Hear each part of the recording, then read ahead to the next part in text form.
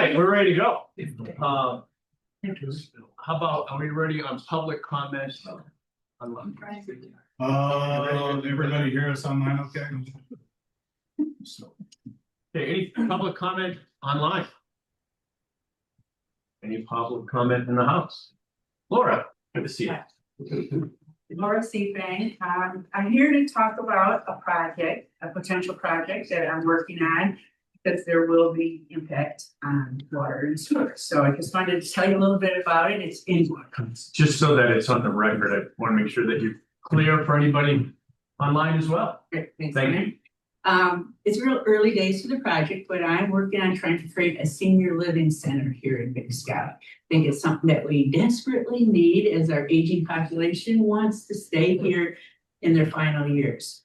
So there's a couple of potential properties that I'm talking with the owners on.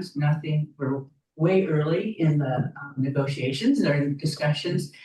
But we're looking right now for somewhere around 50 units in this facility that would go from independent living units for seniors through assisted living, through memory care, and then hospice. So been working with Bozeman Health and Springs. So we know we have to have a licensed provider that's experienced in running this sort of a facility, and that's what we intend to do. So I just want to make you aware about it, because 50 units is going to require some additional water connections down the road. And I can't find anywhere that describes what an SFE would be like for this kind of unit, because we've never had this kind of unit here in town, especially for the nursing home care kind. The independent living would be covered probably under multi-family kind of thing. But so something for you to be thinking about and helping me understand what that would be. But also because I would love to have this thing kick off and be built like in 3 years. What I would like you to just be noodling around and consider is if there's going to be a plant expansion anyway, just like you did with the Riverview, where you had an agreement that we could build at the same time you were building, but not actually turn on, have occupancy until your expansion was done. Maybe that's an item that you could consider so that we could actually get the ball rolling and get started. Well, we do have some land that might be available for this. It's a great introduction. Boy, so much in the community that's exciting. So I made one note for you to be thinking about.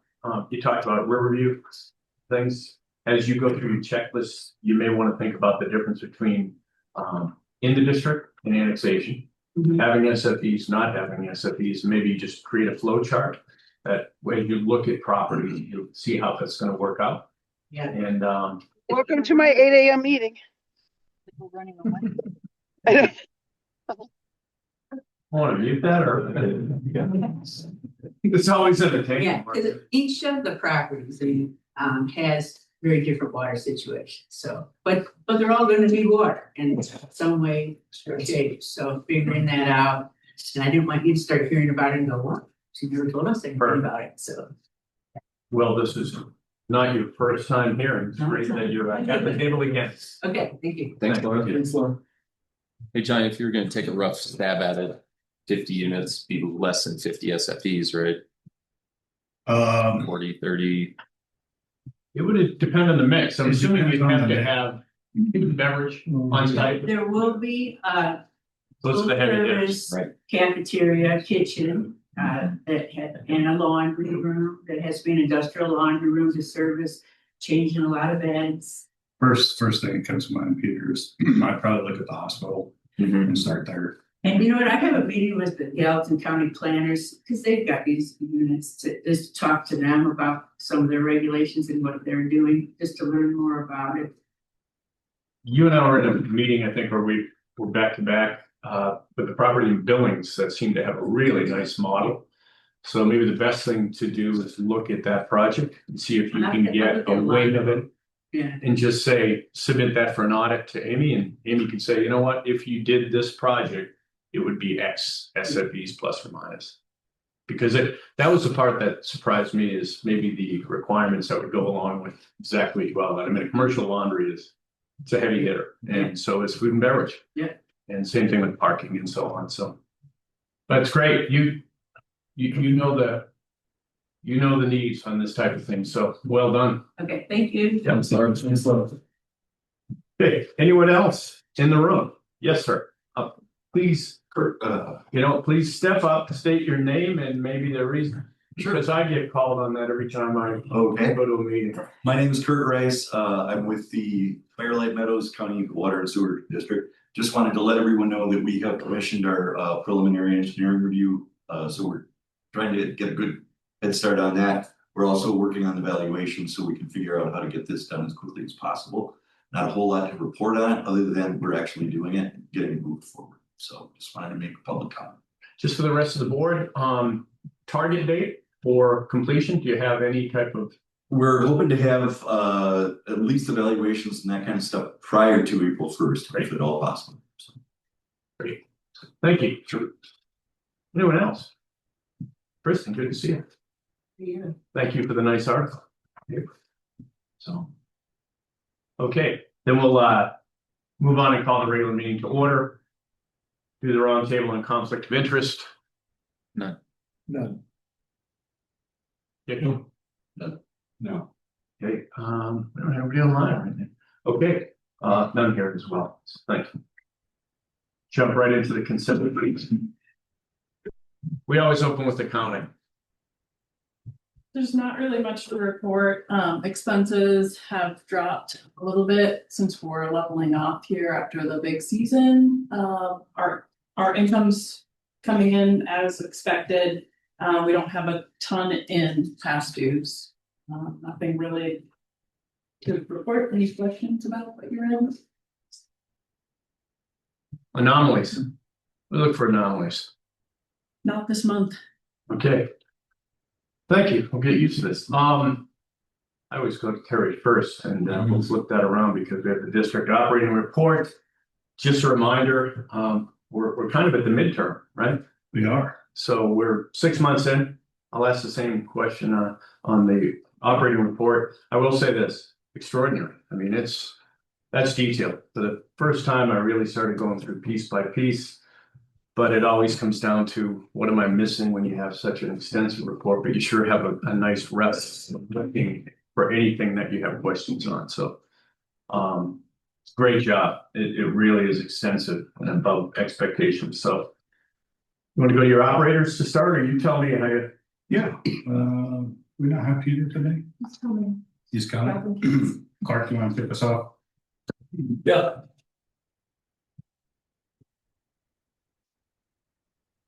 Go ahead.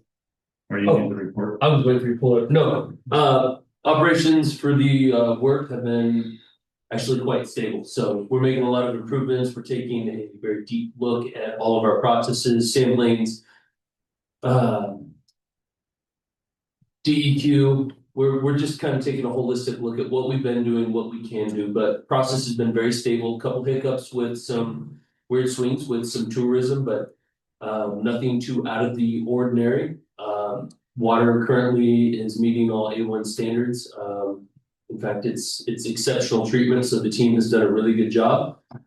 We have come to an end of a compost season, so at this point, we are moving forward with landfill for our biosolids disposal.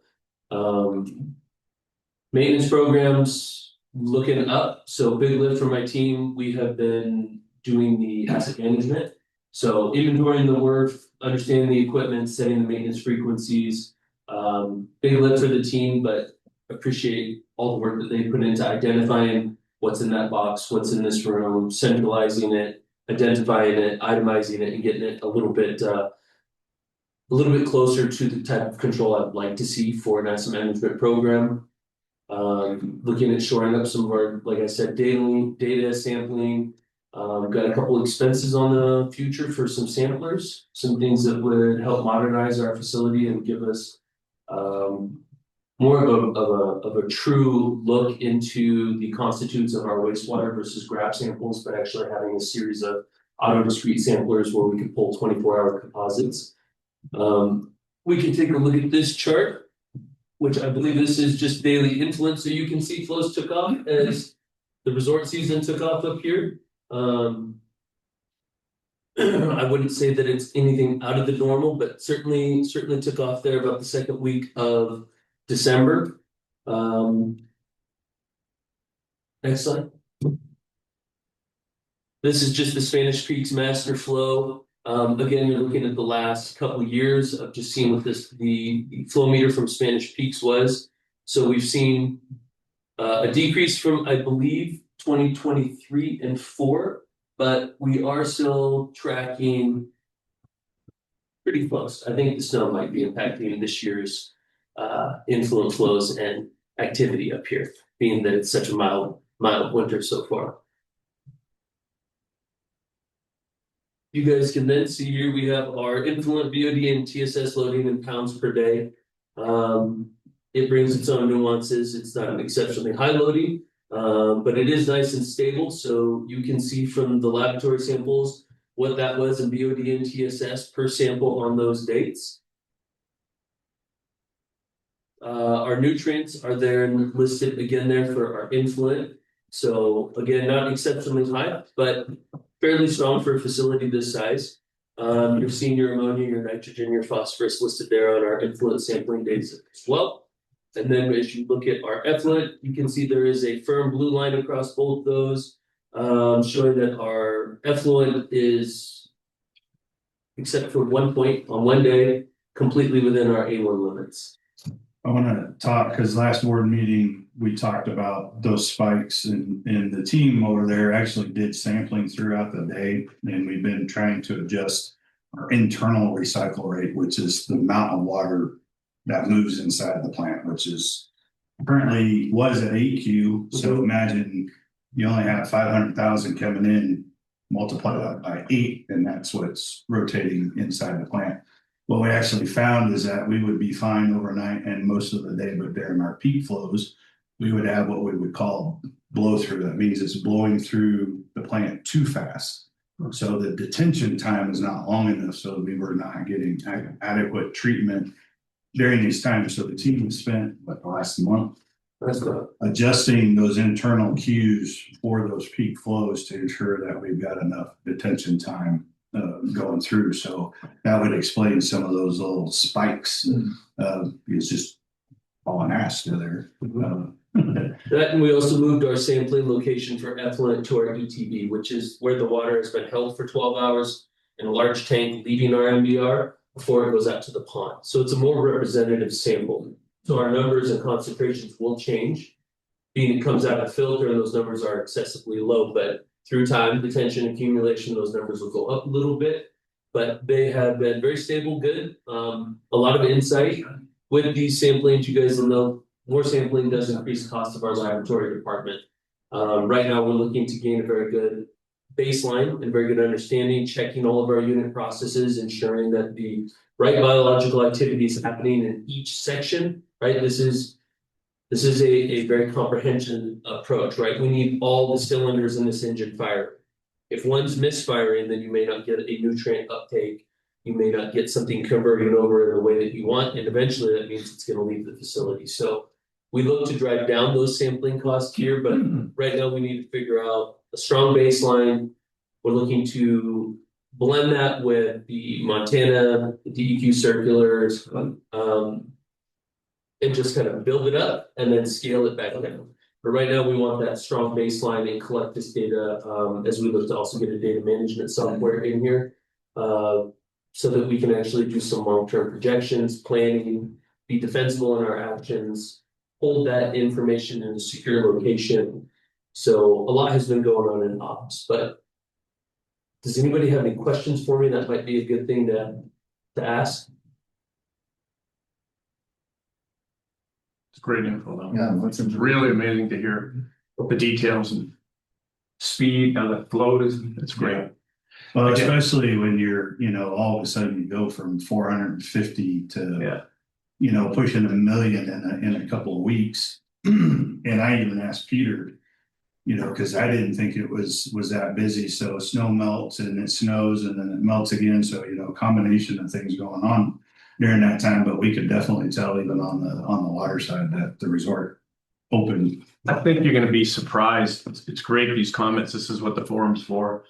That actually the numbers were a lot higher than people expect. In fact, the community overall, if you went to a Christmas party even or a cocktail party since then, you'd be talking, oh, it must be down. No, they're not. And three things are factors there. Number one, the pre-purchase of lift tickets and the incentive to buy your lift tickets back in the fall. So buying those tickets and loading your RFID is a huge change in the situation. A lot of season passes. The best piece of data I'm tracking includes, we've always wanted to validate Spanish Peak's master flows. And this is validating their representations. And I think John and the crew's done a great job when you look at the December 2024 flows and you look at 2025, I'd be willing to bet without knowing that they actually had some of the same traffic in the 2 years, but yet they're really suppressing those. Then you start looking at it and you try to extrapolate the ratio between gross flows and water use. And I think that the resort actually was a lot busier than you think this year. But number two, it's getting so much more efficient. And one thing that's coming out of that, I don't know if you've addressed it, but legislature passed a you don't have to drain water tubs or hot tubs. And that water use is just amazing once you have to drain them after a 1-day use. That's something that I know the resort is tracking right now on their properties, on their rental management. So this data is just great to kind of cross-reference, and it's all good news. It's efficient. So Brian, did they have to drain those into the sewer system? the majority were. Pardon? I can tell you that Spanish Peaks was, and they led the charge. You know, they did a great job with getting that passed. No, but when they drain the spas. Oh yeah, they were going right into into the the system. sewer, into the ground. I think they had 36. I think it depends on where you are. Well, I'm talking Spanish Peaks in particular. I know at the time that was a flag because we were talking about use per SFE. And they said, you know, we got 36 of these hot tubs and we got to change them after one use. Things like that. I know it does depend. Some they just throw them out the side yard and you wake up to glaciers in the spring. I saw a case just last week where the whole road was. Must have been up by the resort, huh? Right across on, I just saw that every day. It was like that thick. I mean, you walk out of your unit and it would have been. So, but anyway, great question, great information to track. And again, Spanish Peaks is the best example because that's going to track with SFEs moving forward and the 80%. So great. You all set, Clark? I'm good. I just wanted to say thanks for the explanation of the spikes. That was helpful. Kind of been in the back of my mind since the last meeting. Good to have a plausible understanding of what was causing them. Yeah, we just, you know, and again, this is what's inside of the auto samplers and stuff, because we go out and grab it. It's just that instant time, which is fine when you're trying to chase them because you can go out and grab it. But to get an overall representative of what's happened through the day, you get the composite samplers. But to know that in the process control, because the problem that we have, BIMCore has proprietary, so we cannot control the RAS return.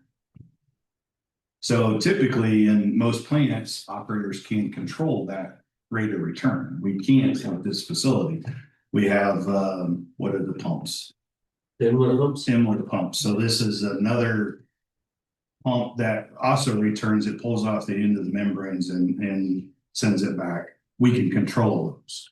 And so we've been bringing those down because we can't control the other ones. So trying to find that balance, is crucial. Because at night, the flows drop off, the plant goes into standby. So that's all you're doing is just circulating that water. That makes sense. So, okay, Peter, anything from the operator's report side? Not really, just keep, moving with, kind of quiet. No news is good news. Yeah. I mean, we're still doing smaller projects, but nothing major. It's just quiet. Like, I think there's like maybe one locate a week, or definitely not a day. It's really quiet. And just doing projects from Talking up ring all sorts of open cup stuff. I do have the water chart up, so Jake could talk to that, because we have had, what was that, 40% increase in Middle Village in December. Yeah, overall, it's not that high, but as you can see, it's the meadow, big spike from last December.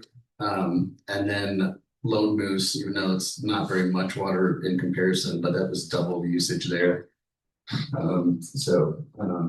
We're not sure, like was stated earlier, there's definitely people in town. There's a couple more restaurants in the hotel, you know, with maybe what's going on in the meadow. It's just a guess. But the meadow usage is, as you can see, considerably higher than the rest of it. Meadow, of course, is town center. Yeah, that's all you had to say. I had a restaurant in December, even, I mean, from the stroll on that, you know, to Christmas, pretty amazing. Yeah. What's new this year over last year that would cause that? I don't think it would. I think it's just there's a lot of people in town. You know, I think that's just usage, and I think there's a lot more people spending time down here than it was office it used to be. But your guess is as good as mine.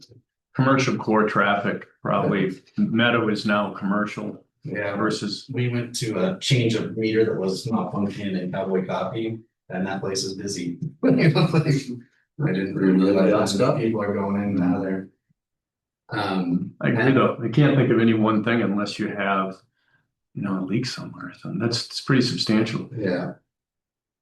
And then the biggest thing is just the moisture. You know, looking around, it doesn't look like we've gotten much moisture, but in fact we have.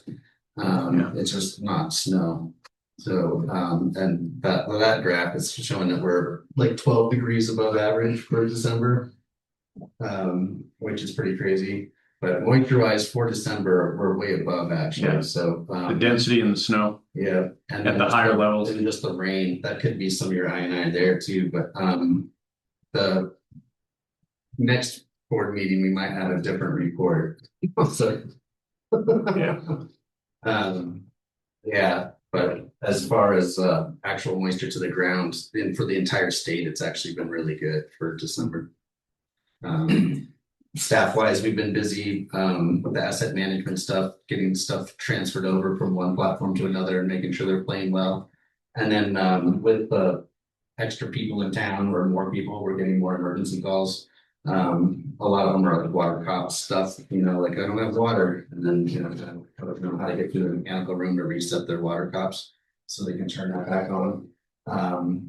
And then we had our first complaint of too much water pressure. So that was a new one. So, but yeah, that's basically it. Thank you.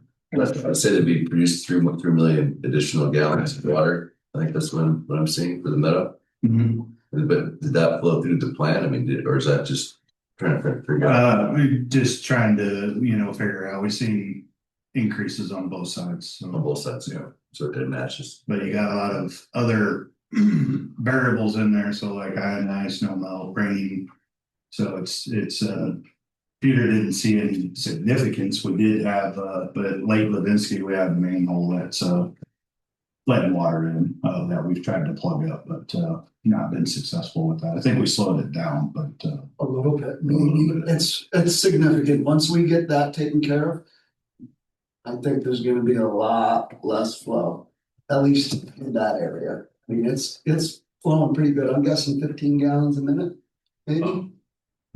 It's right on the lake. Half of it's buried on the shore, and half of it's buried in the lake.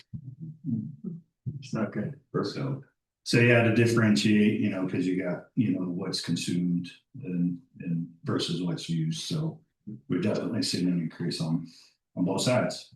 You guys have done a great job communicating with the mountain. I just got their water report. When you have their attention, the workforce housing's gone down exponentially. You guys have really tied them in. I'm looking at, but the one that just spiked, I don't know, help them out with the Yellowstone Conference Center. It's up tenfold for water usage. Yeah, tenfold, 10 times the use.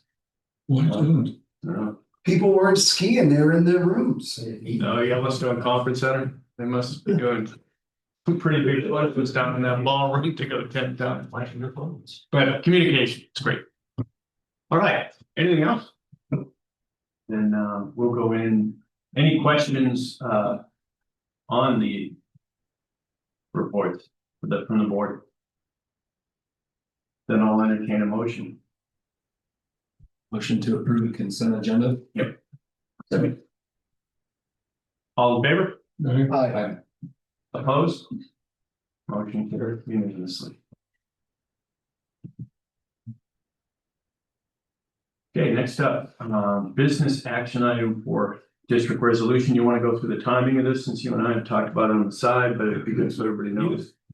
So this year we have two seats coming up, Mr. Al and Peter.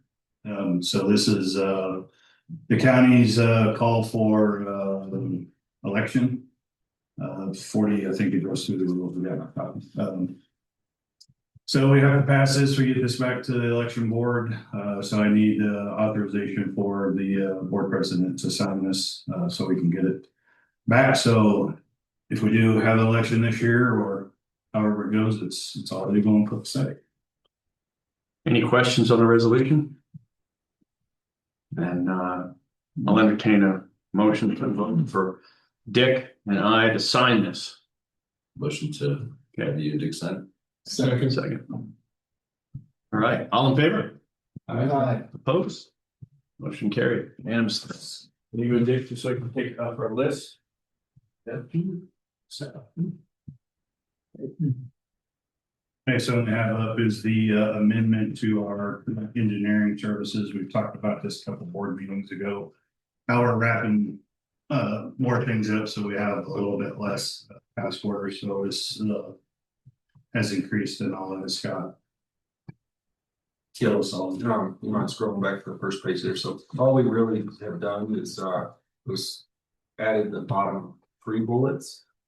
Water resource recovery facility and lift station operations and consulting. So Bart can lean on Zach or Josh to help with plant operation or really anything in the system. Wanted that and made more sense to us to put it under the district engineering services. So this is sort of a substitute for having your own city engineer or district engineer. You would call us and get access to any of the people really.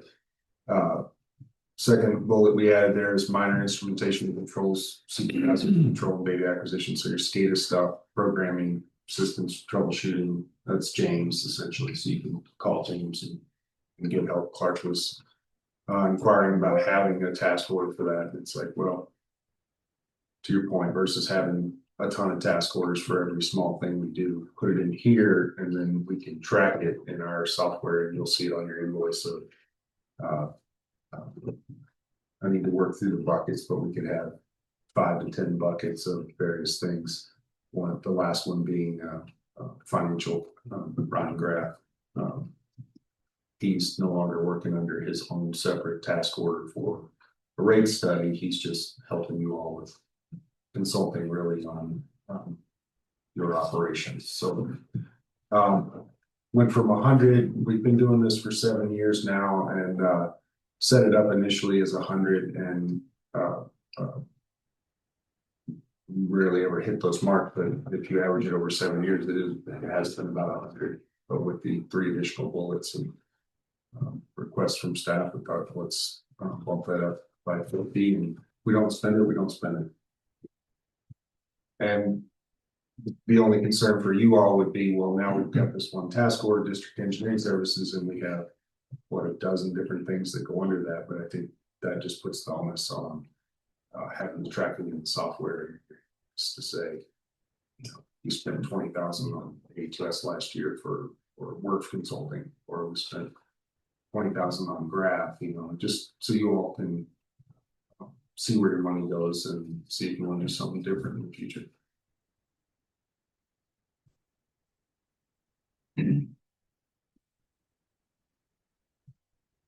Is David on online? He was. Yep. David, can you hear us? And yep. This you wanted to add it. I think you covered it well. I just need a motion to authorize my signature for this amendment on this engineering services. Make a motion to approve the amendment to the engineering services. Second. Okay. All in favor? Aye. Opposed? Motion carries unanimous. Thank you. Thank you.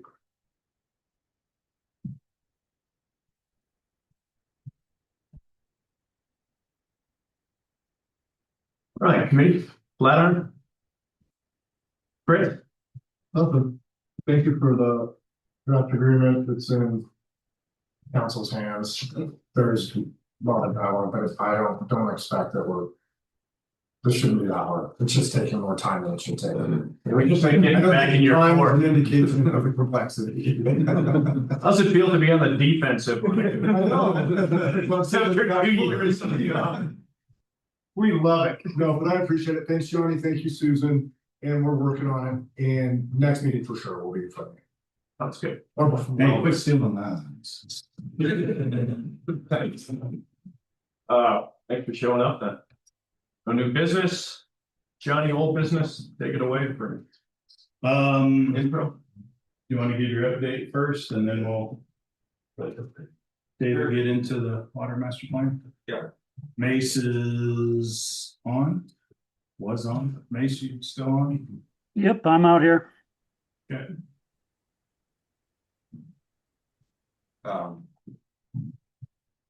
So we're beyond warranty period as of December 31st on the plant, so you own the whole entire shooting match now. It's a pretty big smile. We're still helping and happy to help, and Clark's been working with Zach as needed on optimization and things. The majority of the work that we're doing with you now, as I explained last month, is to figure out what to do with short term and long term with the biosolids. And I believe Clark, that Zach and Josh are probably at a point where they can present next month at the board meeting on at least the short term solution, and then throw some decisions in front of you on the long term of what to do with biosolids. So if we could tee that up, it would probably be worth a good 45 minutes of sort of a facility plan light on the biosolids front. I realize how big a decision this is, you know, the idea of trucking this and making sure that we have a long-term solution with Logan. I don't think Peter or any other team wants to get into the trucking business, long haul truckers. I don't have a CDL. All I'll say, it's a much bigger decision after you and I just talking passive, because tell me about this. And when I was done, I said, it's a whole new division. But we just have to have assurances that they will take this in longevity with that. Yeah, that option. so Brian's giving you a preview, but what it comes down to is for years you've been composting almost all your biosolids. And I think historically you all haven't had too much trouble getting rid of it, especially further back in the old days. Development up here was going crazy. Lots of people wanted it as either fill or landscaping. That demand for it, I don't know, maybe continues, but you're producing more and more as time goes on. Composting is admirable from an environmental perspective, but it's requires a lot of money, and your equipment is at a point now where it's going to require a significant investment to do that for the next 20 years. And if you look at it from a ROI, it doesn't really make a ton of sense. Just dewatering it and hauling it to Logan and offshoring the hauling, because liability and just having an FTE just driving trucks back and forth to Logan doesn't make a ton of sense. So trying to renegotiate a better deal with L&M to do that long term. But Logan is putting in a composting operation for biosolids Our understanding is that maybe that system has been sized, for Bozeman's biosolids, which is the bulk of the biosolids they get, but they also get them from Manhattan. They get them from you. In general, they seem open to get them from you forever, but we're gonna go talk to them and make sure that's the case. And see how much of it they would compost versus just use to landfill. Manhattan wants to go out there, Livingston's actually going out there, so we just want to be careful that Logan's on board, because a lot of landfills are getting twitchy about all the biosolids that are suddenly coming their way for PFAS reasons and other reasons. Make sure that we have a long-term, reliable disposal site before we back off composting. Is that it? You and Zach have got some? Yes. If there's gonna be a lot of compost produced, maybe we can talk to person we get this stuff from. Giving it back, Oh. we're not giving it back, but selling it. We've done that. The other thing besides expanding the system and the equipment is time. And so you have to have a curing space, and we don't have the curing space. So we gotta have a place that'll hold it for up to 30 days to cure it. And so when you're producing X amount of pounds a day and have your bins out there, that's one thing, but then it's got to be stored someplace that is out of the elements in order to cure it before we can safely release it to the public. And we just don't have that space. This has morphed so much over the last year. That's what's driven it to that. It's more than just our biosolids production. It's how we dispose of it. So we've crossed those bridges and dotted those I's and T's and have put a lot of time and effort in this. And the long term of it is this is today, but we also know that the plant is going to grow and expand. So where you're at today, you're not only going to double, but potentially triple. So Yeah, you kind of get a tipping point with, you got what, 4 vessels? 5 vessels. So these large, low temperature ovens essentially that staff has to fill and manage and monitor and then empty. You can imagine it's pretty intensive. And if there was a ton of will or desire that when we want to compost forever, then you need to kick to a larger composting facility at this point. And at that point, reassess, which is what we're doing. Is that the smartest thing? And if it's a financial decision, it's not the smartest thing. The landfill does need biosolids. If they are composting, it is a beneficial use. And you all don't need to feel like you need to carry your torch for the environmental impact. In my opinion. Yeah.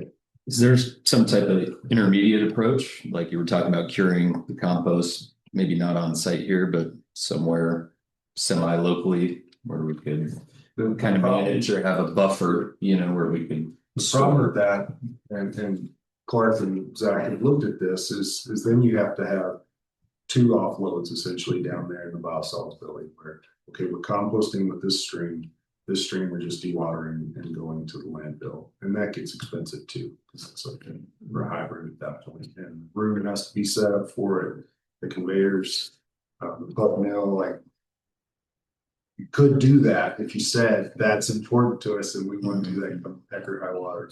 we're going to have some options in the tech memo next month on what we've all evaluated. We get into it a little deeper, including with the actual LCC numbers, So cost recovery for what it would cost for us to treat it and create it here versus truck it then. Yeah. Thanks. Just to review. So do you guys anticipate coming with a recommendation next month or just a series of options that we'll discuss? If We you would will like have- a recommendation, we will give it to you, otherwise. We will have a recommendation. We will show all the options in and a recommendation that leaves it all as comprehensive and cost savings.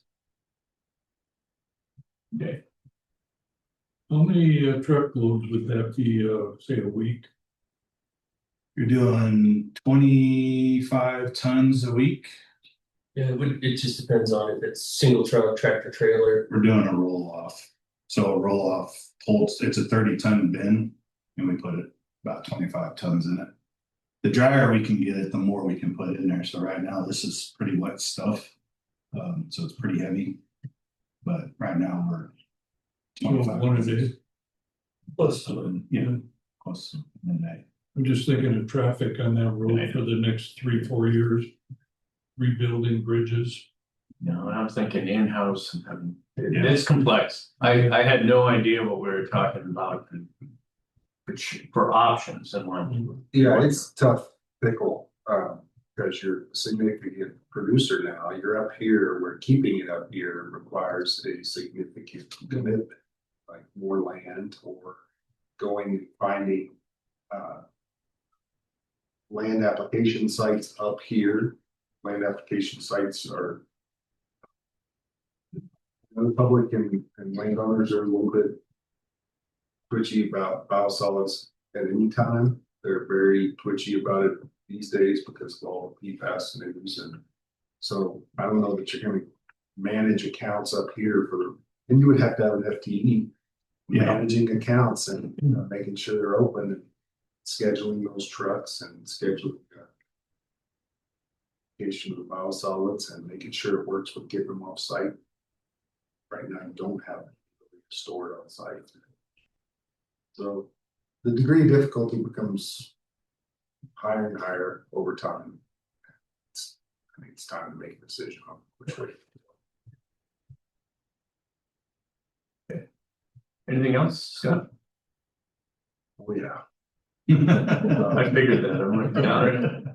So we have a couple of scope and fee task order proposals in the works at various stages. One is for turning the old pond 2 into what I'd like to rename the emergency retention basin.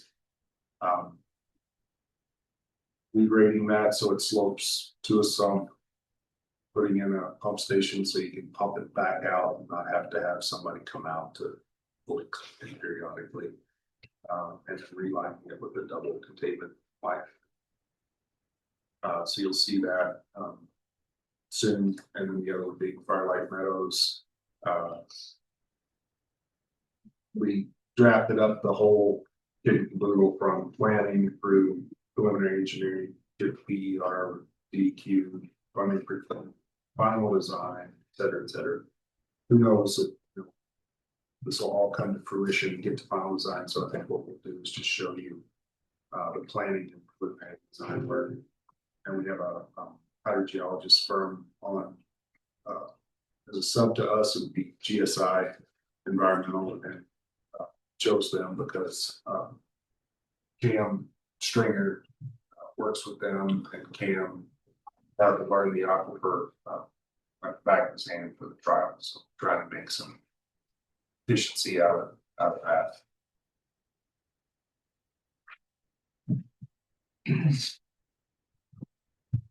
Questions on that? No.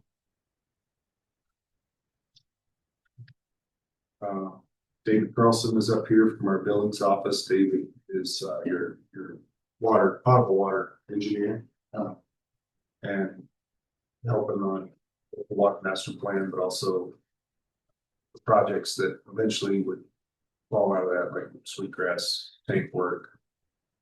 Stick around, spend some time with Johnny and Jake on that side of the blue water side of the fence versus the brown water, which is me. Gallup Canyon, Base can jump in here, but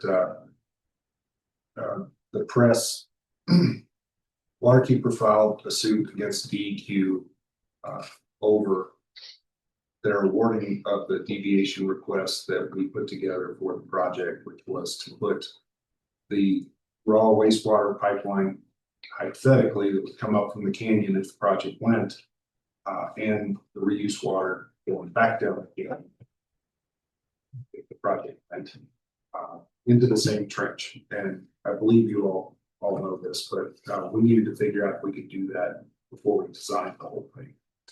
And it was a big deal because we had to have them in separate trenches. It's already a terrible pinch point down there. Costs would go way up, constructability would go way down. So we said, let's go talk to DEQ and see if they would be okay with this, because normally they require 10-foot separation for all wastewater, especially potable water pipelines. I'll jump in there real quick. This design is based off of DEQ circulars. There's 4 of them. So this is where we get this information from that is open to the public. We use it all the time for what we do. So that's where that standard comes from, is in the DEQ circular. So we went back and forth with DEQ 3 or 4 iterations on that. Eventually got their approval. Yes, you can put these 2 pipelines in the same trench down 64. We had to do some design upgrades to the pipeline, so it's jointless fused HDPE pipe to cut down on the chance of any leaks and joints. It's also thicker walled than we need just for water pressure to again ensure against future leaks, or not even sure I should say, but help prevent. So we got through that, and in my experience, deviation requests are a very technical tool you use with DEQ on your projects to say, well, your reg says this, but we want to do it this way because of X, Y, and Z. We think that's protective of the environment or public health, and they review it. Their engineering board reviews it, says yay or nay. I've never seen any sort of public notification of those deviation requests. Never seen it treated as approval of the entire project. That comes later. So I understand why Waterkeeper filed the suit against DEQ. They see it as some sort of tacit approval of the entire project, which I don't believe is the case. But the main thing is that whatever Waterkeeper and DEQ need to work out, they need to go work out. But you all and the Canyon District have only been completely open about what the whole plan was. At 2 major public forums, one back in 2020 when we first started working on the project, one in 2022 with the environmental assessment that was done to get the funding for the engineering, which the lawsuit indicates, like they wanted more environmental assessment or environmental impact studies done for the whole. I just want to make sure that the public, or try to make sure the public understands that the Waterkeeper suit is about DEQ and how DEQ handled the deviation request and the project. You all have been open, done the right things, and didn't see the deviation request as a DEQ approval of the project. We had to still generate final drawings and structure before you get approval. So drafted a letter that's in your hands now. Provide feedback, comment. I had a couple of questions of issue this as a joint Canyon and Big Sky District release. We can have Susan review it, but there's a lump of clay there to be. Scott, when you look at the Waterkeeper suit, is it mainly on technical merit or is it more procedural? Is there procedural? Okay. Yeah, I think if I had to paraphrase it, it's to approve the deviation request when you hadn't approved the entire project and you hadn't had public notice of the project driven by DEQ. So they wanted to see the whole project come together with the deviation request at the same time. That seems to be what Waterkeeper wanted. Right. Whether or not the law says that that's how DEQ had to handle it is up to the lawyers. Right. Obviously, the project would look much different whether the deviation request had been approved or not. Yeah, we'd have from our standpoint. Alignment. Correct.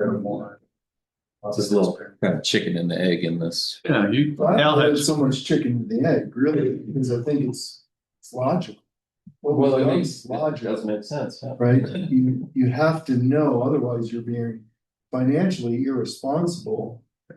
Creating an entire plan that could be rejected on that one issue. Just on And would have that. wasted either taxpayer money or district money, whoever's various options that are funding this, we'd be wasting that money if we didn't get that question answered. So there's gotta be a procedure that doesn't require the entire public involved in every minor decision. Right. Obviously, when the project gets approved, that's important that the public's involved. And in a sense, that same issue is being covered in that review. Well, and that's the key thing we want to make sure everybody understands is the project has not been approved by DEQ. We have not submitted anything to DEQ for review. And we have almost 2 public notice every month. We talk about it here every month. And then we publicly notice our joint committee meeting. So, the perception that's tied with those editorials is not entirely true. And that's what, we're speaking to is to be clear. It's no different than if we pass an ordinance, which is usually got a 30-day period that goes to the public versus the resolution. We just passed 2 resolutions today. That's us conducting business as normal. That is not typically open to public comment. You can open that, but that's that viewpoint. This is just business and how we need to go forward. So we're not wasting time and money, because that very well could have been 2 engineered plan sets and pick one. It would have been fiscally reckless to not proceed in the way we did, and it would have been irresponsible to DEQ not to proceed. I think that the release was misleading, right down to the pictures were of the district's pond out here and things. I think that it was disappointing. And the fact that we discuss it at every meeting, and I see the folks from the Upper Missouri on our calls or here, and guys attended, it's as if it's the first time they heard about it. And if you didn't support these objections, then you weren't supporting the environment, when in fact, this will improve the environment eventually more than anything in the canyon. It was an incredibly misleading piece, and it was covered, I saw it no less than 3 times on the news, on TV, and then I saw it in the paper. This was extremely disappointing that they would take, this was a hack job. And yeah, I'll go on record with hack job. And that's it. We support the DEQ, and we have a fiscal responsibility to our ratepayers and the community and BizRat to follow proper procedures. And this was just, if we're not going to get it, we'll engineer the other way. And it was not covert by any means. This was as transparent by this group every meeting, every month as you can get. So that's the record. And so be it. Maybe we should invite Guy to attend and get on the proactive side of this. Now that we have to react to this misleading piece, let's get on the proactive side and say, hey, folks, you may have read this or seen this, but these are the facts. And this is how you need to run a project, and invite Guy here to respond to that. We're all on the same team. We're improving the environment. Look at the reports today.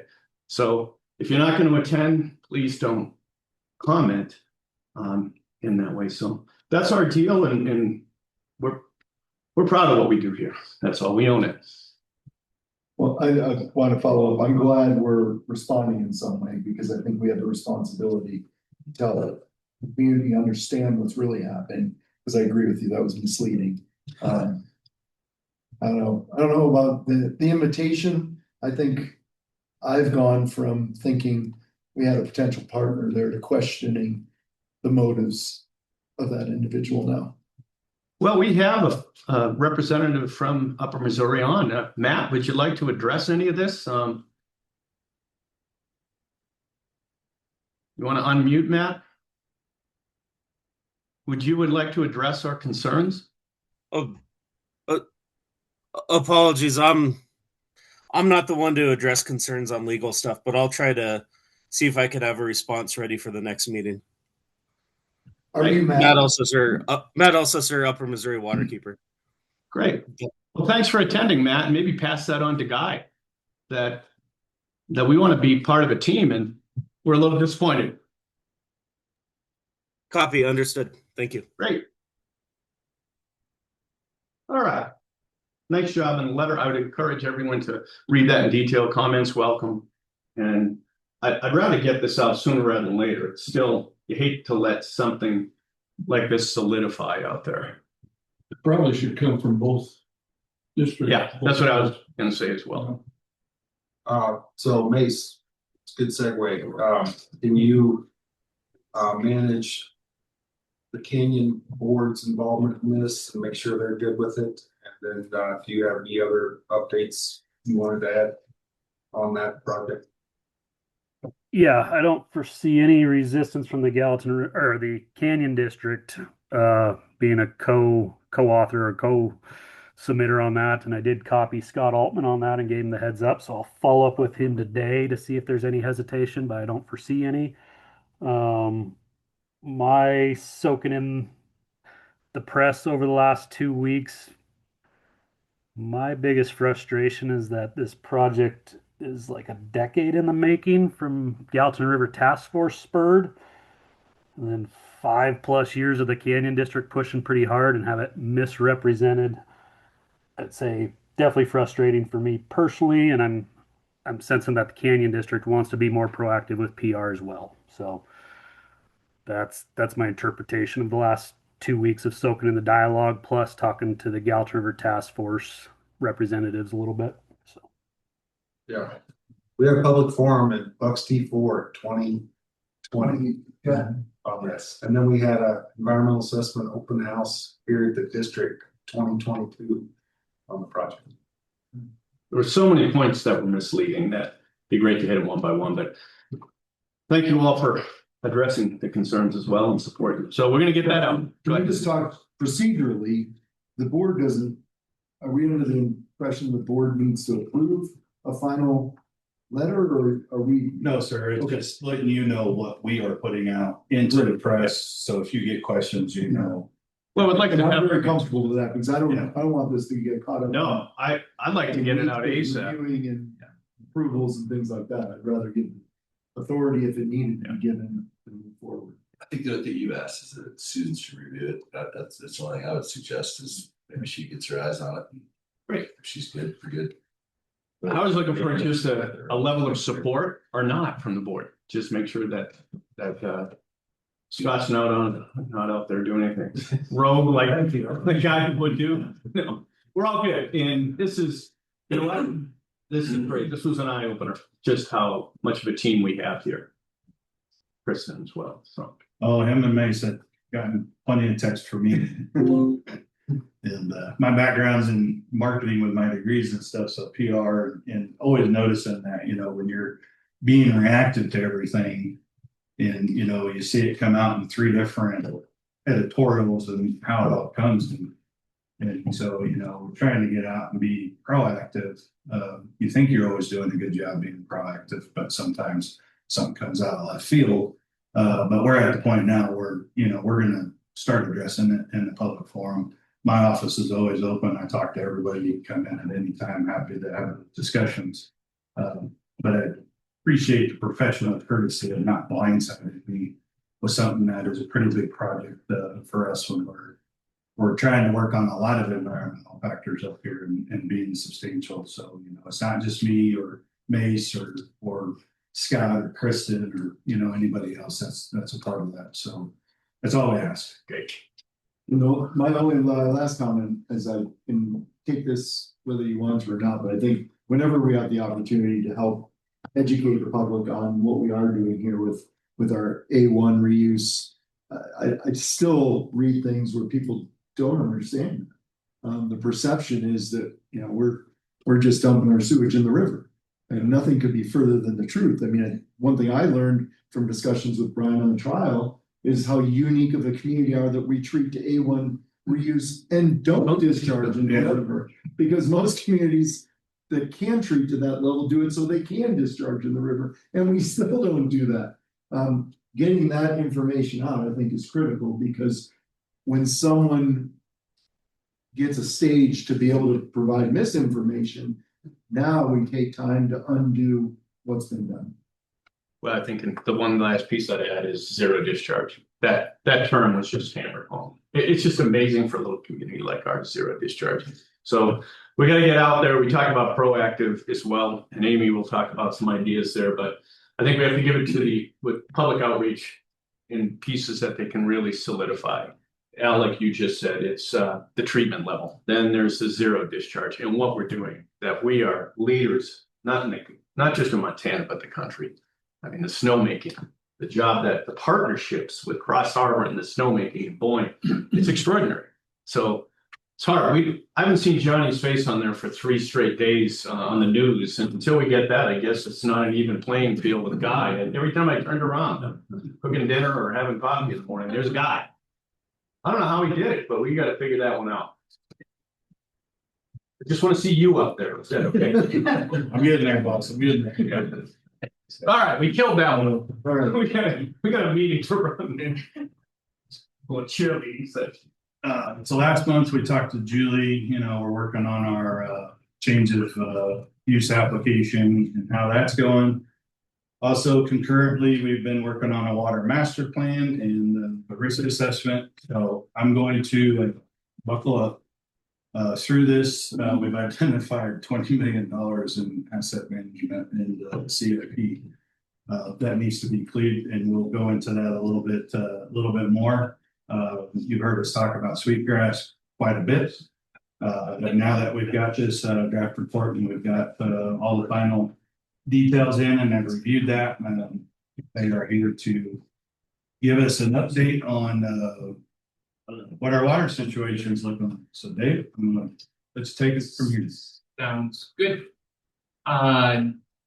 Scott and Johnny have all mentioned, great to meet all the rest of you. So David and Scott's right, I wear blue. I'm on the water side from A to us. Did everyone too quick grab Amy? There's 2 extra light over there. We're gonna flip through the report.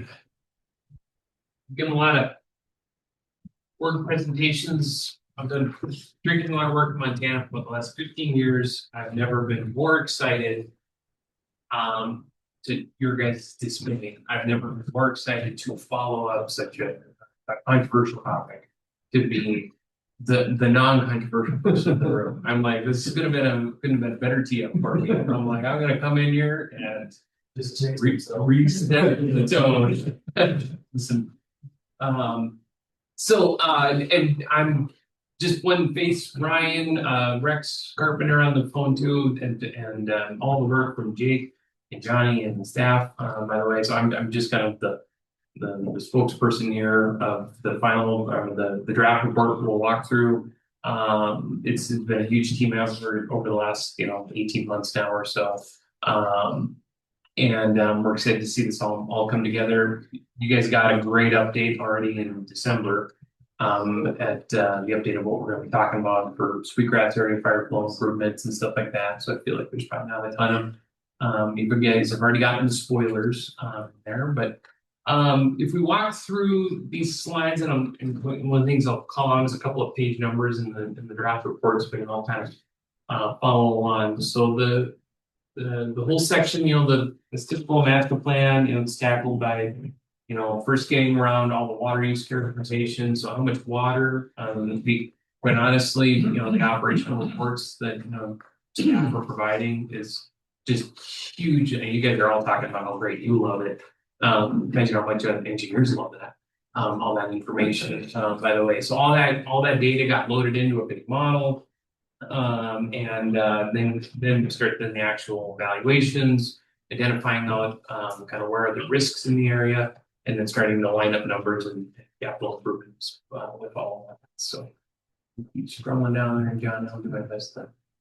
I've known the system well, but I'm gonna talk mostly in the 2 particular parts of the areas where we're talking about the upper zone and the Mountain Village system, and then Meadow down in our area, and that's kind of where the 2 big focuses. Kind of how I've got this presentation kind of broken out is I'll talk about Mountain, I'll talk about Meadow, kind of back to back, so.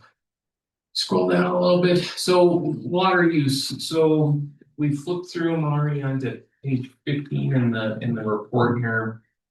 And one of the things, so with the master plan update was all based on the last 5 years of water information and the water use and all that stuff. So it was a tremendous amount of information that came from staff and everything to get it all loaded in. You can see the trends there in that blue bar chart there, water usage over the last few years. 2021, I think we were kind of even, you mentioned it might have been a cold year in that one for that peak in there. But I'd say, relatively, when that green line there's kind of setting out the average. And so we're seeing, maybe not, where you guys are talking about water, water increase here just in the last, December. I think that's something to keep eyes on as that is looking at it now. This data goes back into kind of predates some of that. And so water growth, water use is relatively, stable. On 18, if I flip the page a little bit, I'm scroll back a little bit down. The other chart in there, talk about being unique.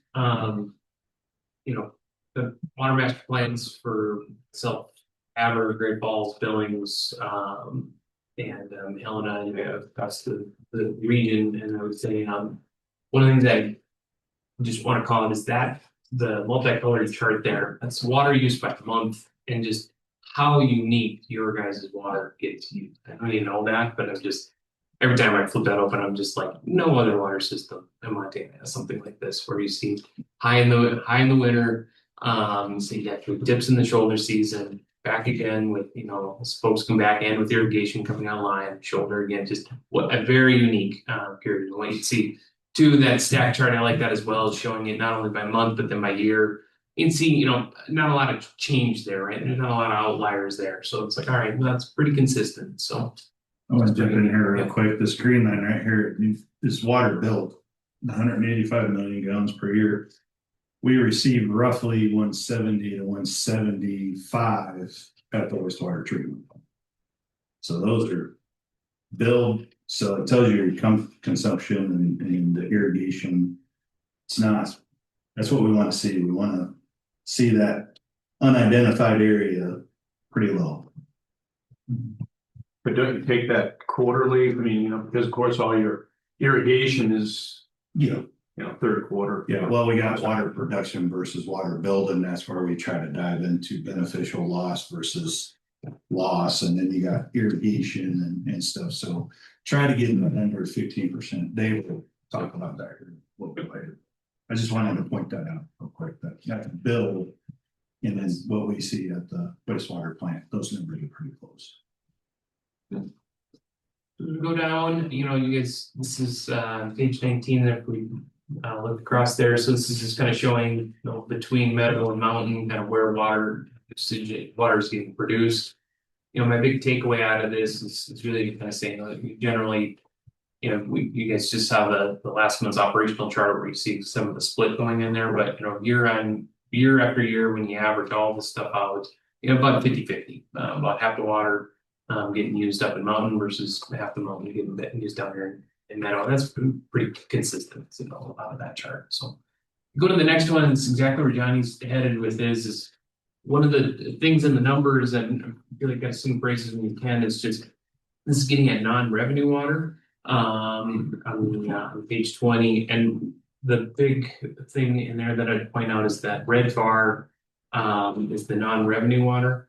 And we can see that red bar going down. We show it in bars and we show it in percents there as well. And that's a huge reduction and a huge, the data is backing up all the great efforts by staff to get after water loss in the system, and that continues to hugely pay off. I talked about being under 15%.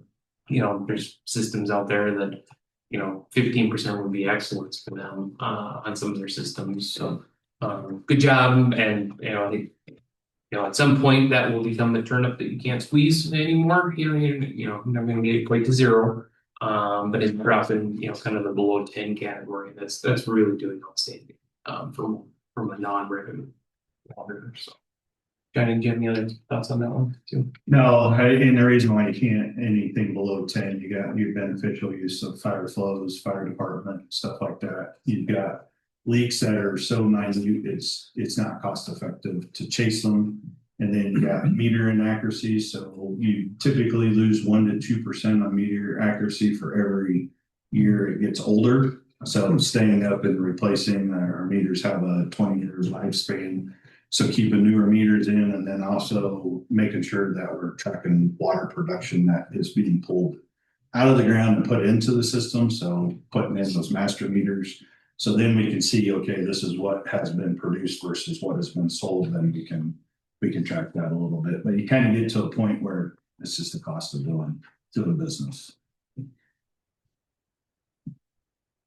Okay, moving down. So then next two slides here was just our Donovan and our modeling team would probably poking or kicking the back of my chair right now to be like, David, you boiled our whole modeling update down to one slide. Sorry for that, Donovan, but it's generally, the short scoop is the last major update was in 19. It was a pretty good sized effort from Ryan and the whole team to update the model to current conditions and then load in all the built information that came from staff. So we'll skip right into the next good stuff, which then got into the actual analysis part. So when I think about water modeling, most systems are probably just starting off with just a basic hydraulic model that's looking at the peak demand scenario.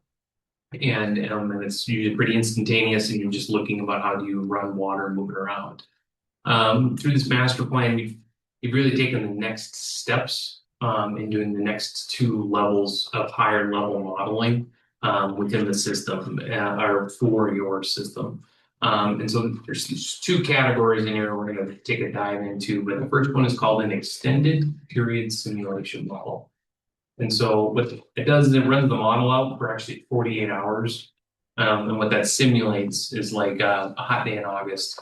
It's not just a snapshot of a system. It's not one grab sample kind of thing at the work. I mean, this is saying how does the system react? So what you get out of that is you start to see trends, and you have to feel them in here. And that's like a long-term simulation that gets run in the modeling part. And then the other one is fire flow. Those are kind of two totally different topics. As one to high demand, short intensity. So extended period is the first one to take a dive into here, and this is we're looking at the mountain system here in the map. And what we'd say is this is showing transmission mains, and what I'm looking for, the little circles are pressure points. And what we're looking for is red dots. Red dots meaning that we've got some pressure concerns on a 48-hour period. And if you're like, where are the red dots, David? There's none in there, which is good.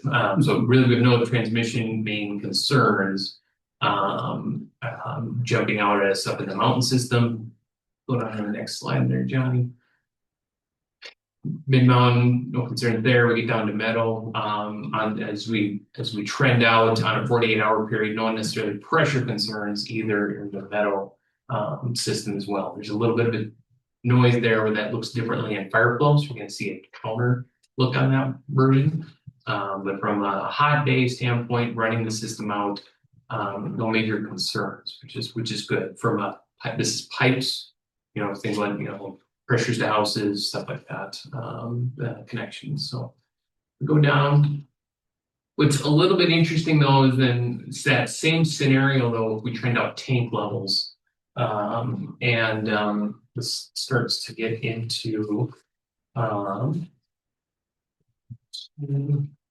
page 32 and 33. So what this chart here is showing, so this is showing time at the very bottom, 0 to 48 hours. And then as we go percent full, this is looking at tank levels. And so for a 48-hour period, we generally want to say we want to be able to keep our tanks more than half full, that half being reserved for fire flow or some kind of event that would happen in a peak day scenario. And what I would highlight out of that is that this is kind of where the value of this model shows out, is that we'd see Cascade in orange there at the very top. You can see how that's starting to trend down in a 48-hour period. If you start, from 90 and as you work down, there's a little trend down in there. And along with the Hidden Village tank as well, the green line, that one's probably a little bit more noticeable as that trends over a period. It doesn't mean it's a concern today, but it means that if that's one of those things that we're trying to tease out of that is like, okay, there's something going on long term and on the sustained demand. There's a concern out of that. And back to the next punchlines on this one. Now, the solutions around that though, is that square box in there, which is really saying is that the trend isn't the tank levels. Think about how do I fight my tank levels? It's all about keeping the tanks full. There's actually a water supply item up in the mountain system, and a pumping system down in the metal village system. So when the solution around that isn't like an engineering one, in terms of like we just got to make this pump a little bigger. The solutions around those trends that we're noticing is really about getting at more water, more access to water supply. That's a huge part of your guys' agenda. Is getting out. So I kind of highlight that in there. That really, if we want to continue to fix that, every opportunity to go get more water is always great, and supports what else that we're seeing. So the next one there, Johnny. So that's the 48-hour period. Any questions on that one? Otherwise, I'm going to switch to fire flow. Okay, fire flow. So when we run a fire flow analysis, 1,500 gallons a minute from every hydrant. So these are like what we check for. Guy talk about DEQ, standards and stuff like that. That's what we're basing back to. So Galvin County, 1,500 gallons a minute from every single fire hydrant. In that scenario, we want to make sure that all the mains stay at 20 psi, so that they stay pressurized in that big fire flow event. And then as well, the third criteria out of that is all the tanks need to be at 50% capacity when that happens, and that really simulates peak day scenario. If a fire broke out, what do we do? So it's at 50% at the beginning. They need to, in a 2-hour window, they need to stay above 50%. No, so they start at 100. Oh, okay. Yep. Allow those to go down. Yep. So, and you'll see that too in one of these backup slides here. So they're again starting up high, working down. So if you look at the mountain village system, there again, I'm looking for, this is showing hydrants, those little plus signs in there. And there's some bigger blowups of this way into the back of the report, actually. Almost. And what I'm looking for here is red plus signs, and there again, if you're like, where are they? Got a lot of them in there. Generally, fire flow up in the mountain village system looks generally pretty good from a hydrant perspective. That's conversely, if we go down to the next slide in there, that's a little different story when we get down into meadow. And so this is where you'll see the red. So all those red little plus signs, this Sweetgrass Hill is right here behind us. And those fire hydrants are all showing about 400 to 800 gallons a minute from a fire flow perspective. But concerning, and from that, then that's one of those things where we're like, okay, this is from a that means that those hydrants are not meeting that 1,500 gallons a minute criteria out of that. So, and there's quite a few of them in that area. As we go down, that's so then okay, David, that's fine. What's the solution around that? So there's almost 12,000 feet of main up in that area that needs to get upsized from 6-inch a day, which is going to be no small feat for the crew, but which is why there's some numbering and some sequencing in there to how to kind of bite that elephant or eat that elephant one piece at a time in there. But it's a function of, largely the solutions are that the pipe up in that area is generally a little too small, and so it needs to go up one size. There's also a couple of missing loops that also need to get added in. So you see that 3,700 feet of new 8-inch pipe. That's creating in some looping up in that area. And that's going to meet when we rerun the model there. And that's what that's showing is we're seeing a lot more green up in that area from the hydrant perspective. So that's all part of the CIP. Okay. Interesting low, this one you guys have heard about, that I know Jake's talked about as well, is fire flow. This is now, if you're question about looking at tank levels. So this is the tanks, then the picture on the left is in that fire flow scenario. If you look at that blue, the dark blue line, the one that drops like a rock, that's the upper sweetgrass tank. So in a fire flow event, tanks are full, fire flow happens, that tank drops in 30 minutes. It's pretty small, right? So it's understandable. It's a small tank. But that, that tank is also fed from the lower Sweetgrass booster station. And we're also not able to replenish that either by getting enough water back up into that zone either. So that's where we're like, okay, we also have a tank concern as well. So it's not just pipe and hydrants, but we've got tank concern in the upper Sweetgrass tank. The other one too, then on the right, is then when we're looking at a fire event in the lower, the larger Sweetgrass tank. And in this case here, we're actually looking at that kind of teal line in there, and then what you're seeing is that's dropping below a 50% threshold in there, and that's why is been hearing a lot of breadcrumbs and foreshadowing of that tank also needs to be increased from a sizing perspective as well. So that's the two tank improvements. You have a question? Yeah, I'm just thinking about the new site that we acquired from Northwest Energy. Yep. Well, obviously, you've anticipated what impact that would have on some of these fire flows. Correct. Is it as good as we always thought? Is it a pretty substantial impact? Yes, that if we can get Jake and Johnny and I and Brian have got to figure out how much if we can get storage on that site. But between those two sites and the upper zone, there's enough to solve great fire flow issue. So that answers. Right. And supply side over, will that supply cold smoke? Will that be a part of that system? It'll balance. That's why cold smoke had to put in the water tank, but it's still coming from the Meadow Village. Still Meadow Village. That's my point, is that although for fire suppression, they had to do their own tank, you still will be supplying that tank from a supply side. Yeah. That's great. Al, that's one more reason why, when you see some of these dips, why that site was so important in the long haul, especially with cold smoke and supply side. Yes. Yep. So. Yeah, that's the biggest thing is now we've hit design capacity. So now the system needs to expand and grow. And with anything, you need to increase the storage. Sweetgrass is one of the older developments.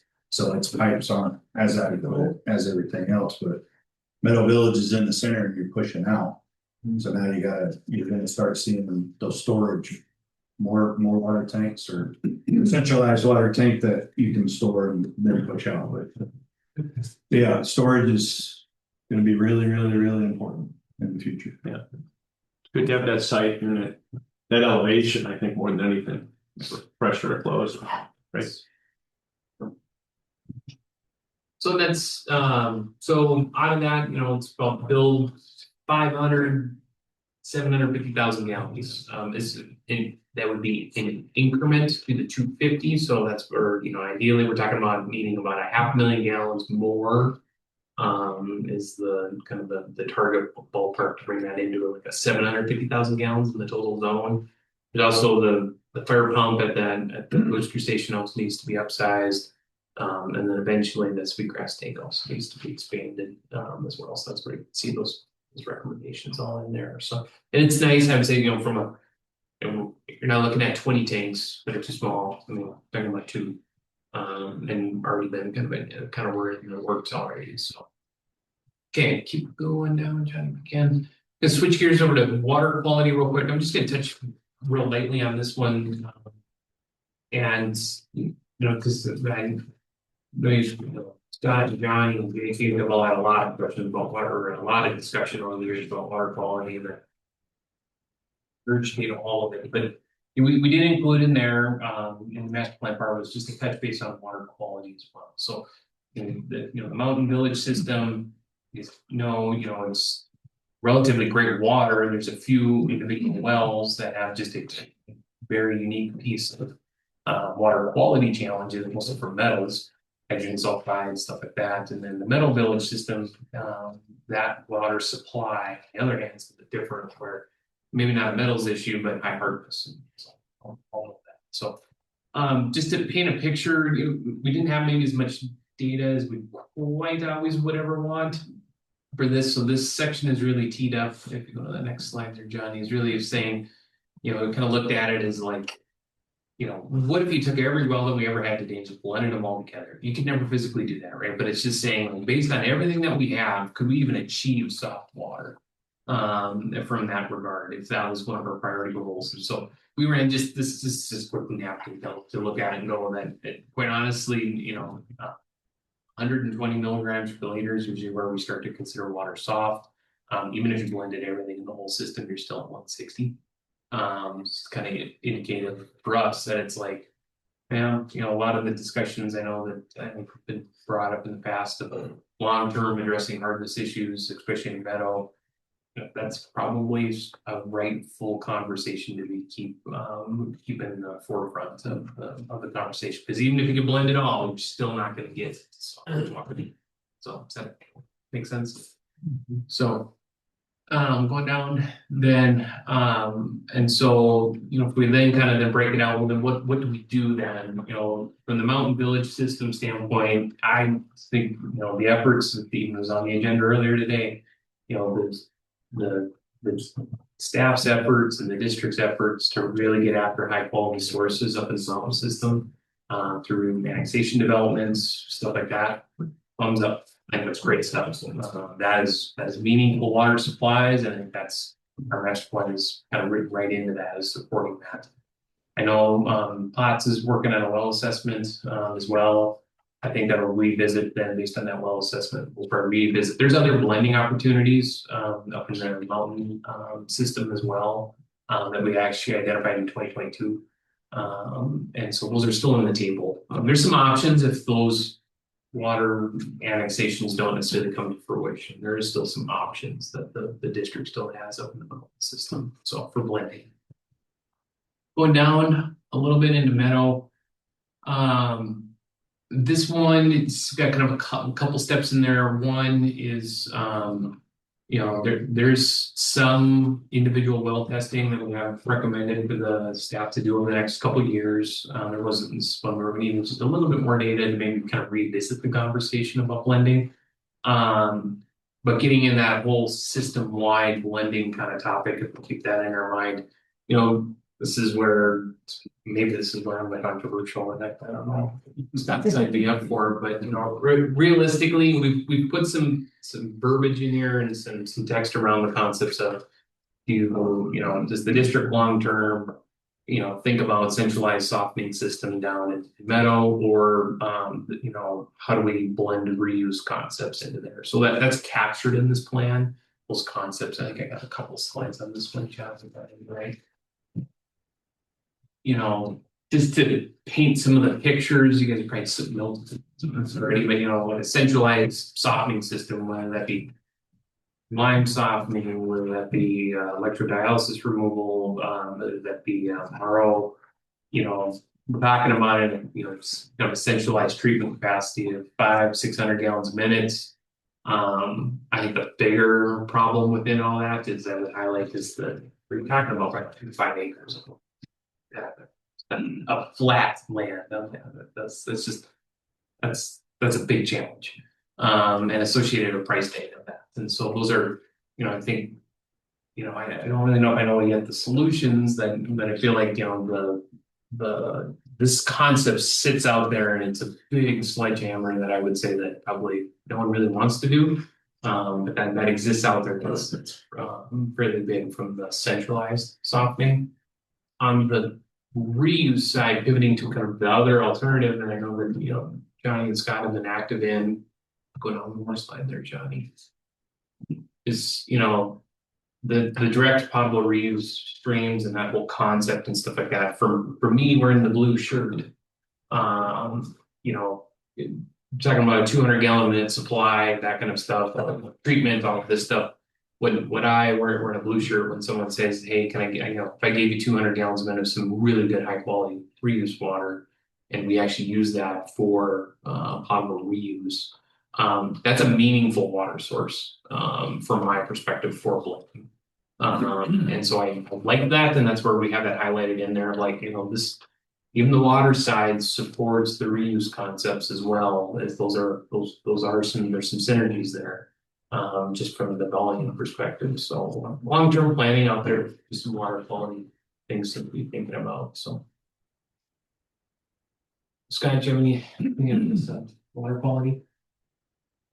No, does the 2 to 5 acres, vary with the softening technology or? Correct, yes. Yeah. That was the smallest you can. 2. Away with 2. It's a lot.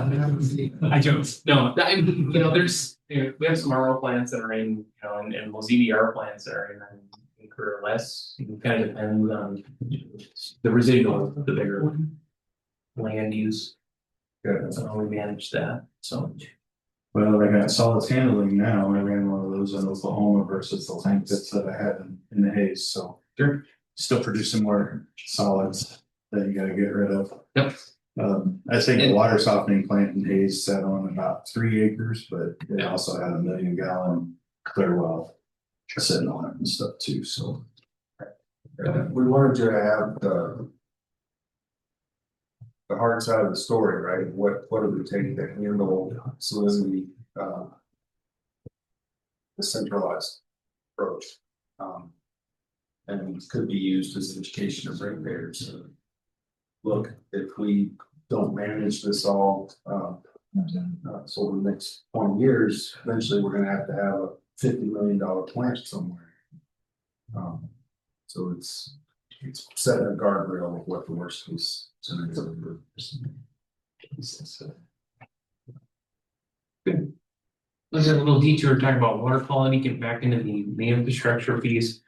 So the next part that staff and Rex and then the team all worked through then was really the risk assessment. And so this is getting at, okay, all the assets that the district has on the water system side, where are the risks? And we look at that from, we talk about them in terms of horizontal assets, pipelines, and vertical assets, stations and tanks, PRVs. Interestingly, and like this chart is showing, this is the lifespan of how much pipe in a 75-year projection does the district need to look at for getting at replacements. And one of the things that's shifted pretty far to the right on that in that time period. And really what that's saying is that generally the system's horizontal pipe's pretty young, quite honestly. We know that, but so there's a lot of useful life still remaining in that in the pipe, which is a good thing. It's a good system to be in. And there's other districts in the state that are talking about AC line replacements, that their goal is to get pipes that are get their AC pipe that's get everything that's past 90 years out. I mean that's where they're at, right? And so you guys are sitting at a pretty good from the light. So it's still a young system. The way this system is categorized, you guys have probably seen these in a million different ways, but generally what the goal out of this is to say, we're not just going to replace old pipe for the sake of replacing old pipe. What we're going to do is we're going to categorize everything on what's the likelihood it's going to fail. That could be from a high pressure situation, could be from it is an older pipe, or maybe it's an AC pipe, or we're a little bit worried about that from the likelihood of that failing. And then that's ranking it, comparing that to then what's the consequence of that. So water main breaks, on my streets, I'm annoyed because my house is out of water service, but the whole neighborhood is not. That kind of thing. Where that's, I hate to say it, I'm not a high consequence of failure. I can live without that. But there's a couple of key pinch points in the system where the consequences go up. And so the goal is to really get at that red, where it's a high likelihood and a high consequence. And that's where this ranking goes in on this risk assessment. So go to the next slide there. So this map of the system here, and this is showing risks in the system. And there again, we're looking for red. Where are the risks in the horizontal piping of the system? And you can say it's generally there again, you gotta kind of hunt for the red, you gotta hunt for the orange. And we're on page 3 now. That table from there. So, a lot of blue in there, not a lot of red. I have an inset in there, and that's looking at actually the sweetgrass system. And what you can see in there actually is read that. I'll read it for you guys. A lot of that says asbestos cement pipe, not AC pipe. Some of the oldest parts, and it's also, you're like, hey, I remember that. That's also the part where we said that those pipes are too small from a fire flow perspective. So we're like, all right, we're also high risk, and we know we need to get out of any of these. This is where we like to see a lot of things lining up together. So, from a distribution standpoint, that percentage is there in that table. It's really just showing that I would say generally, if you said 10% of our system is a medium to high, extreme risk. That's actually a pretty small amount. So that means that really the CIP standpoint is targeted. It's pretty laser focused. It's not big broad strokes of like we're gonna plan to replace 10,000 feet a year, that kind of thing. It's no this plan is really targeted to getting at these key sections of pipelines to really reduce that high and extreme categories. So. Yeah, you keep getting back to Sweetgrass. Sweetgrass was one of the original. There are only 3 subdivisions here: Meadow Village, or Sweetgrass, and Cascade. The biggest difference as we look at this in replacement and risk, Cascade was just kind of the Fort Village. It was Low Dot Road, and then all that infrastructure from the fire station up started in about 2000. Yeah, I mean, you had a couple of those spur roads that were in there, White Otter, Sioux Road, and things. But those are core. Rest of that's fairly new. I mean, 2005, 2008 is by the time you get up into the Speaking Eagle. So you have almost a whole new system in Cascade. Sweetgrass was laid out and had homes in it. Yeah. In other words, it wasn't phased like Cascade. If you look up at Chief Joseph, you have some 1973 homes, or you have 873, or you can look at up at 2 down White Cap. So that changes everything completely. Okay. It puts Sweetgrass in the sweet spot of priority. Yeah, absolutely. That's great history. Love that.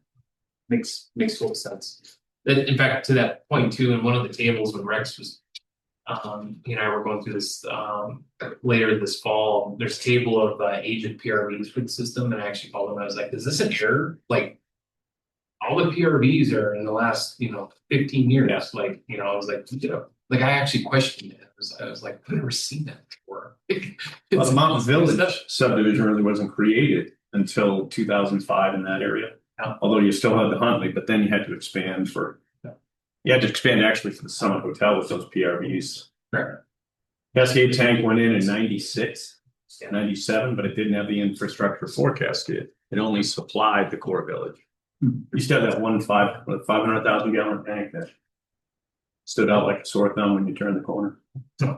Yeah, that's 73. Yeah, makes sense.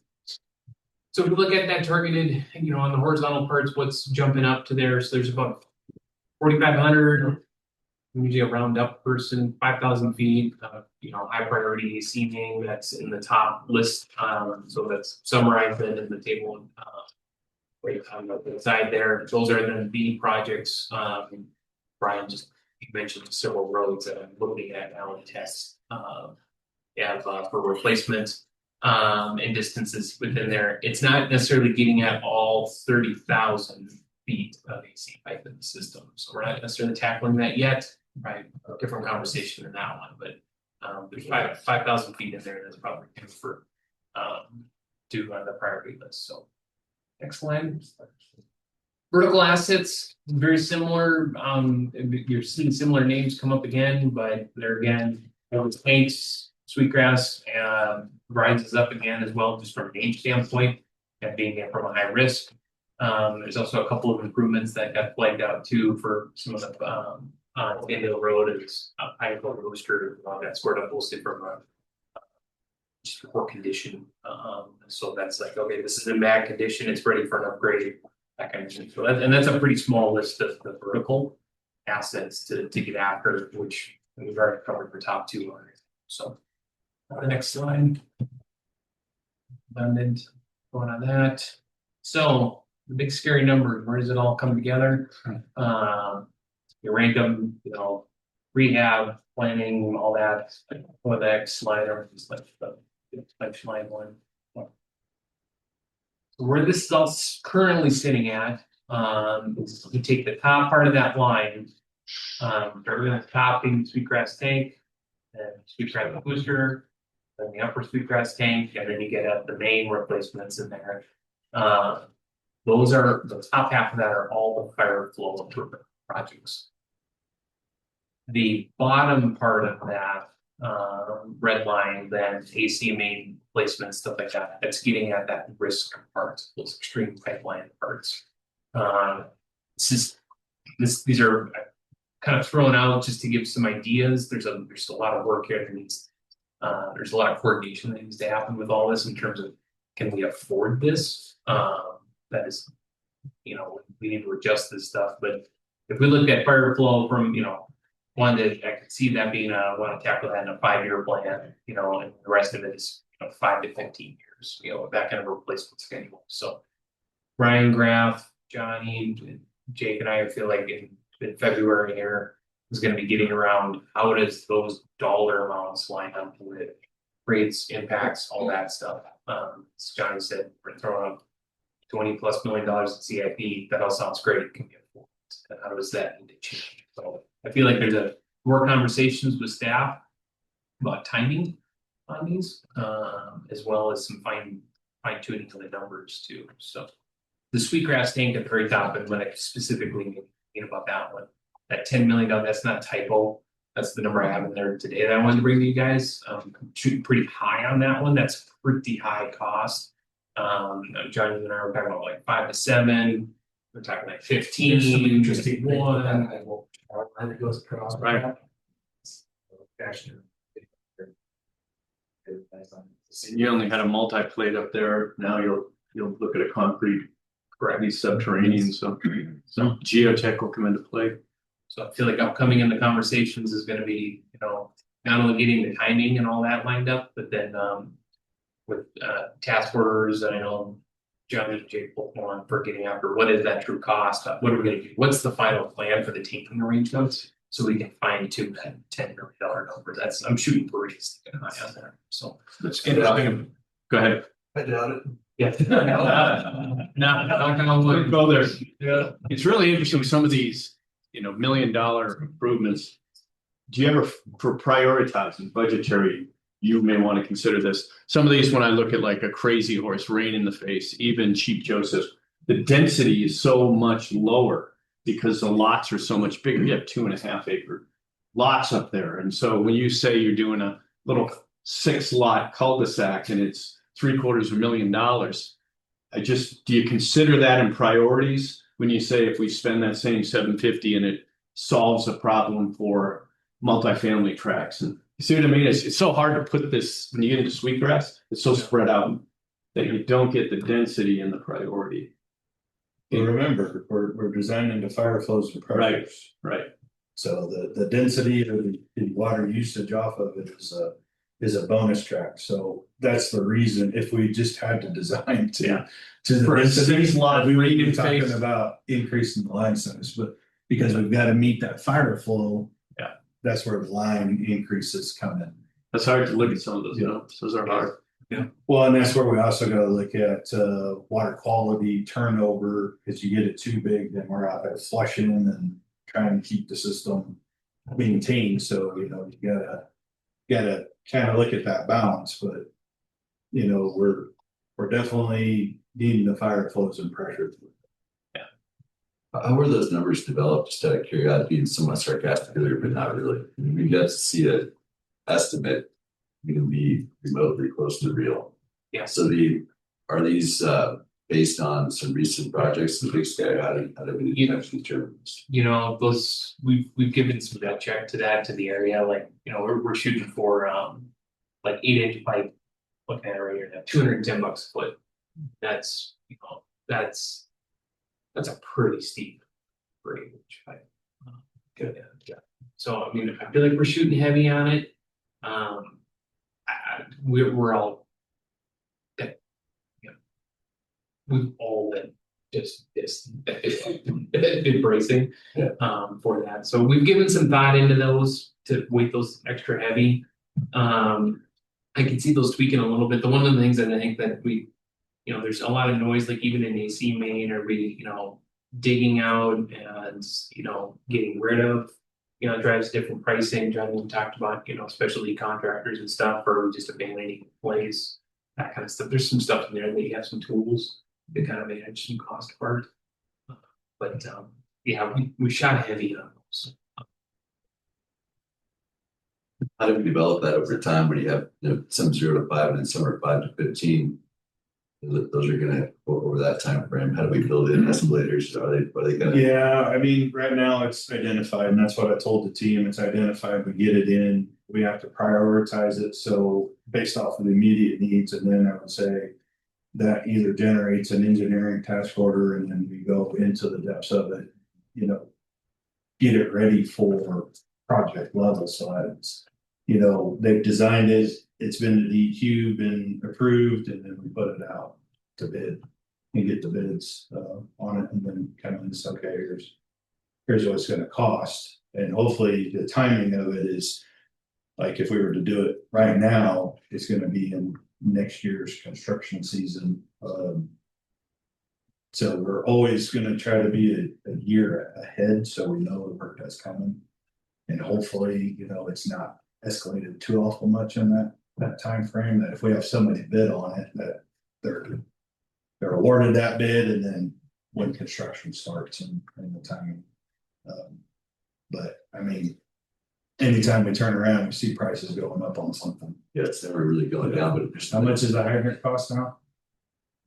What's up? I'm How sorry. much is a hydrant cost now? 7.5 fire hydrant cost about $8,000, a little less, $7,600. Yeah, samplers are pushing 10, and they used to be less than 5. I just want to make it real. So just when we were building out the modeling, that we have escalators in there to kind of showcase where things are going. And then does that include soft costs too, or is that a totally separate piece of the bill? This would be this is hard costs. No, this has soft costs in it too. Yeah, this has its nice. So yes, yep, we've got design and engineering. Great. Yep. And to kind of back up that point too, it's maybe not the scope of the master plan part, but as part of what graph does for the district view, like all of this can get built into the rate model, the forecasting, the 5% growth rate. Seem like not again, but all that can go all built. Great. I think the biggest thing is that I see that making pretty big barrier that we tackle is 10-year, a lot of different cash flow perspectives than 5-year or 20-year. That's, I don't know yet how that's going to look from a time perspective. We'll make sure that that's added in there. So where we're at, you guys all have the drafts. Thank you already for the great discussion and feedback. If there's anything else, we'll be, kind of wrapping everything up in the course of the next, month. We got some work on the CIP part of the timing part. We'll finalize that part of the recommendations. And then kick out a final product by the end of February. And then we got the DNRC grant then close out in March or something like that for the part of the grant fund that paid also for the master plans. So the state, I think, did kick that deadline out to the end of this year, just to be safe. But we'll get to that. That's all I got. Thank you guys for the time. Thanks, Dave. Thank you. Yeah. Mace has got to jump off in 10. Yep. Yeah. You all hear me all right? Yep. I'll keep my Canyon project update brief. It's basically the same update as last month, but with a little interim update. So last month's update was essentially the Canyon's approaching the project as the co-solution is the solution until we hear differently. I sense that they want to make a decision in 2026 if it's the co-solution or looking at other avenues. So that's kind of timeline. Co-solution focus is really MDT, right-of-way access, easement coordination, and getting a refined cost for the Highway 64 chunk, and ideally refined cost for the entire project, depending on where we draw the line on a phase one project. The other update I gave you last month was that the project has advanced to this 60% phase on grant funding and Canyon operations budget exclusively. Canyon operations budget is basically BizRad funded. So we're 5 years into the project and we haven't touched the $12 million 1% pot. And Johnny and I met with BizRad 2 weeks ago to give them the heads up of we're going to start to need to use the $12 million pot to match the remaining grant funding. So what do we need to do to get that in motion? And Danny tasked me with kind of a whole reporting on expenses to date on Highway 64, and he wants essentially the two districts to present how we want to move forward in 2026. What are we at? 2025 or 2026 now? I gotta get used to that.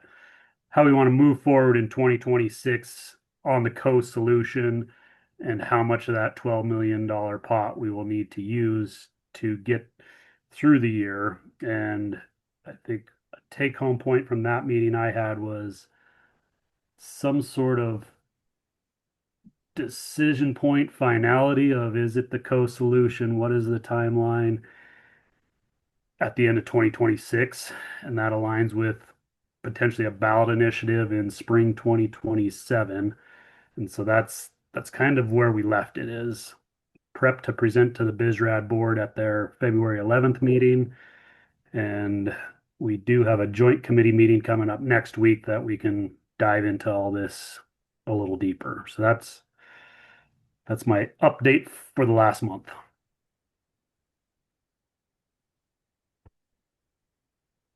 Thank you, Mace.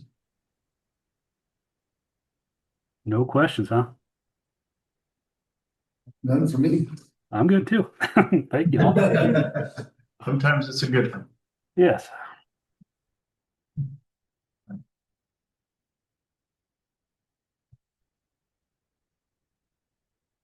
What next, John? You wanna? Yeah, board inquiries and comment I got in here, annual state of the district meeting date and budget for September of 2026 is what we're looking for. The idea, we're getting too big for a 5-minute brief in what's happening during community week. Something I talked about with staff quite a bit this last year.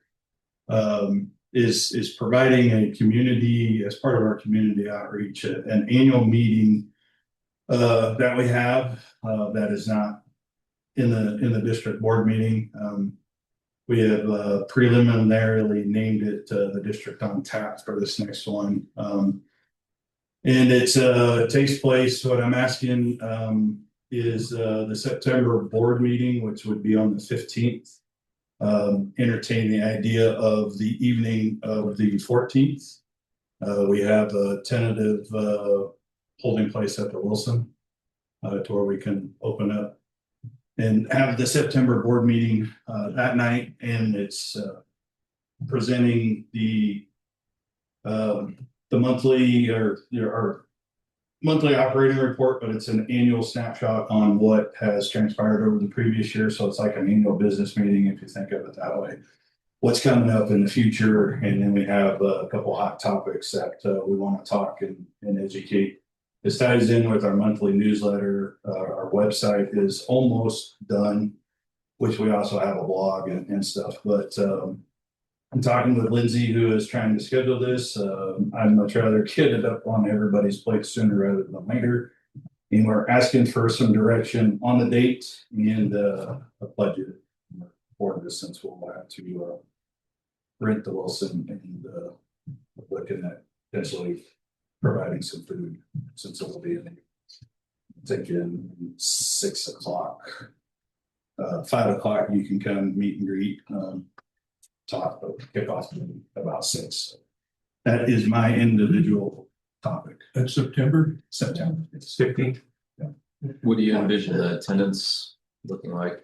If we advertise it over the next few months, we probably have a pretty full room.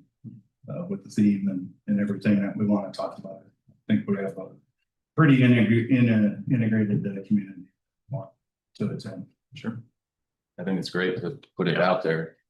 And the reason why September, our physical year ends in June, we get everything done in July and we have Great time. Well, it's a great time to get people together. That's why they do the community deals in the fall. Great, good call.